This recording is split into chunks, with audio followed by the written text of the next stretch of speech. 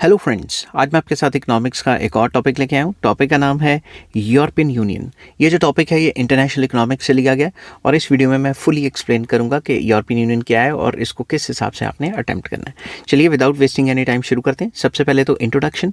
The European union, जिसको EU भी कहा जाता है, is one of the most important regional economic and political groupings in the world। तो ये काफ़ी ज़्यादा यूरोप की important economic and political groupings हैं जिसमें कंट्री आपस में मिल गए हुए हैं और उन्होंने क्या क्या काम किया है वो मैं आपके साथ आगे डिस्कस करूंगा।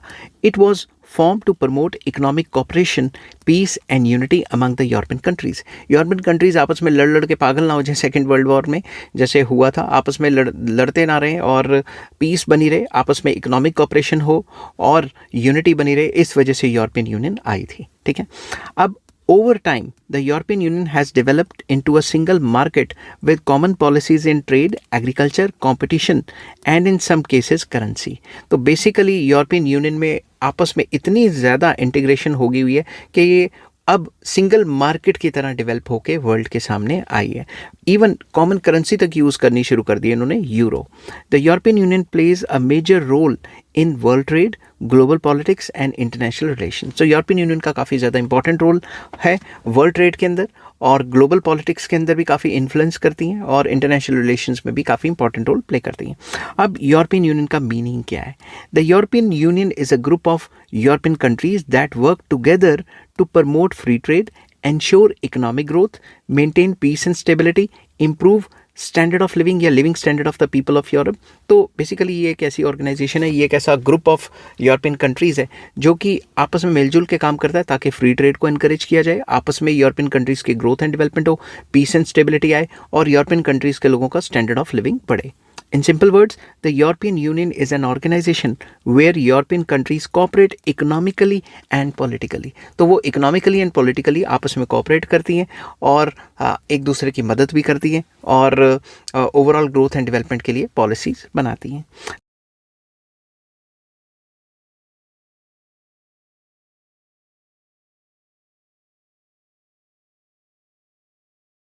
नेक्स्ट आ जाता है historical background of the European union. The idea of European integration emerged after World War II to prevent further wars in Europe। कि यूरोप में फर्दर आपस में लड़ के मर ना जाएं आपस में, तो लड़ के इनकी ऐसी की तैसी ना हो जाए, इसलिए इन्होंने एक इंटीग्रेशन करने की सोची। तो इंपॉर्टेंट स्टेजेस क्या हैं? सबसे पहला European coal and steel community, जिसको ECSC भी कहा जाता है, जो 1951 में आई थी। It was formed by 6 countries, that is France, Germany, Italy, Belgium, Netherlands and Luxembourg.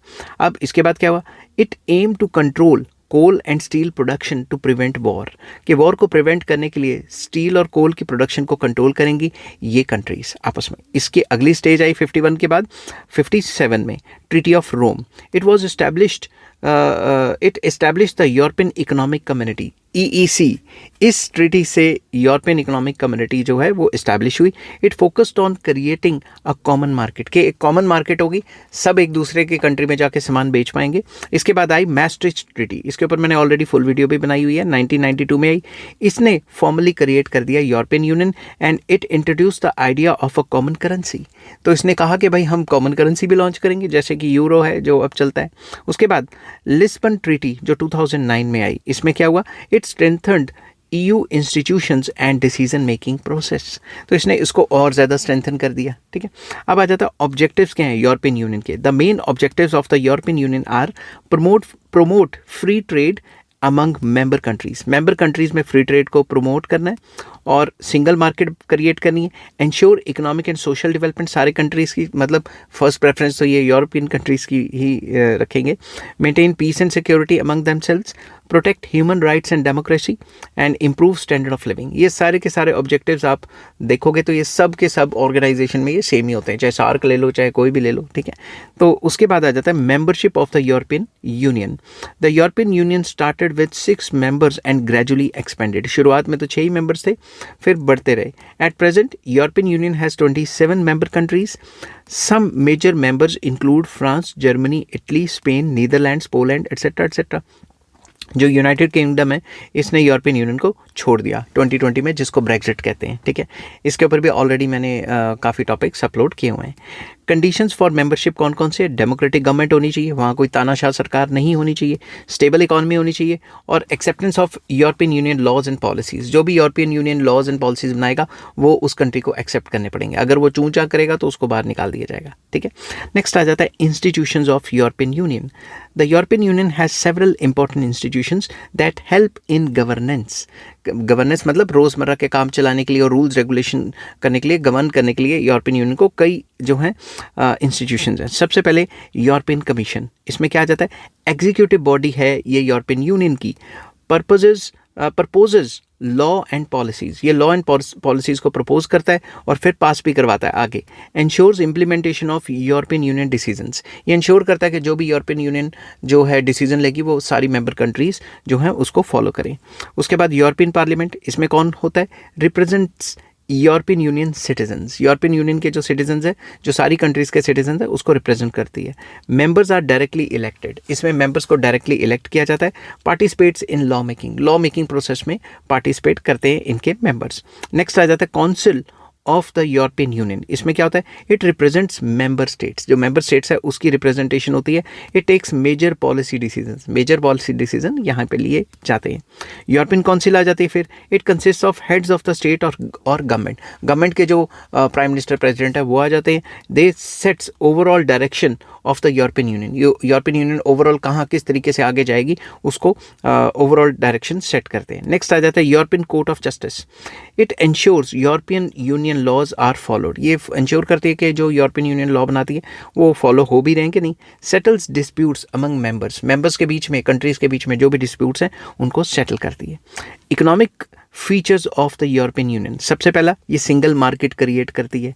European union has created single market where goods move freely, कोई रिस्ट्रिक्शन नहीं है। Services are freely provided.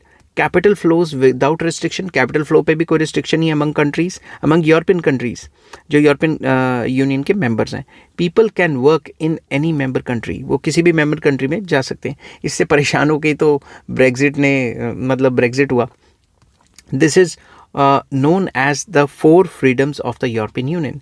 ये चार चीज़ें ही यूरोपियन यूनियन की freedoms को दिखाती हैं। नेक्स्ट आ जाता है custom union, very important. No custom duties among member countries एक दूसरे पे कस्टम ड्यूटी नहीं लगाएंगी।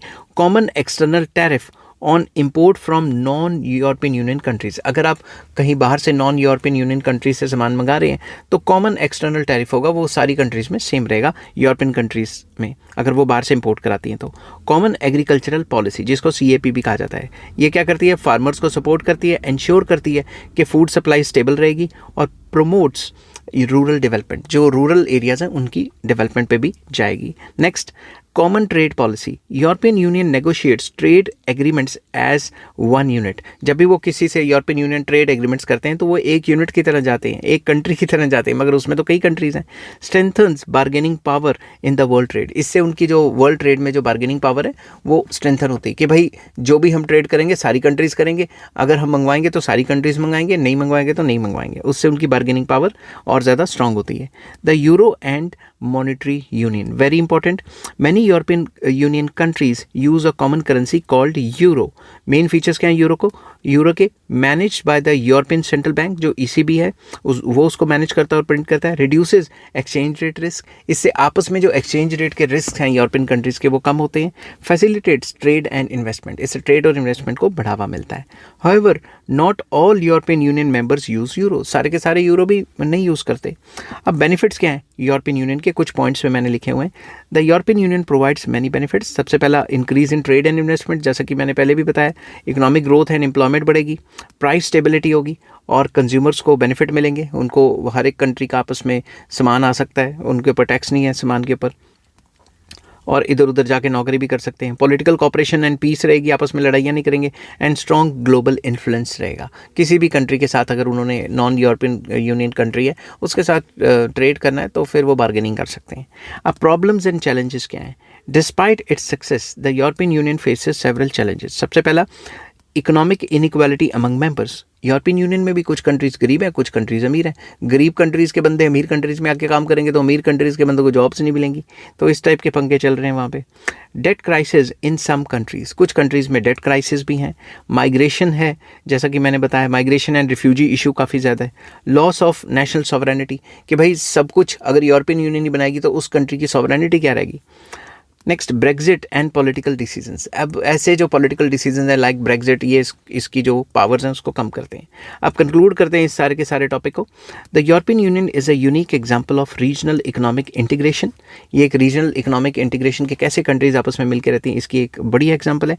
It has successfully promoted peace, trade and economic development among European countries. European countries का इसके अंदर तो काफ़ी भला ही हुआ है अभी तक। Although it faces challenges such as economic imbalance है, political differences हैं कुछ countries में, European Union remains one of the most powerful and influential trade blocs in the world. काफ़ी important और powerful trade bloc है world में। I hope ये video आपको पसंद आई होगी। अगर पसंद आती है तो please like, share and subscribe. Take care, bye bye.